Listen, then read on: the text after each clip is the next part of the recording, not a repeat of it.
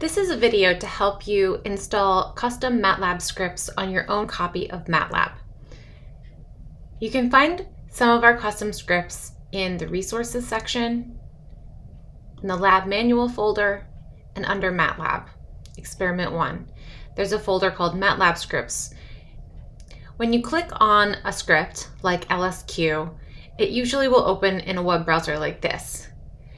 You can select all by either selecting this entire text with your cursor, or you can press either Command A or Control A, depending on whether you're using a Mac or a PC. And now I'm going to copy this text, and in Matlab, I'm going to start a new script.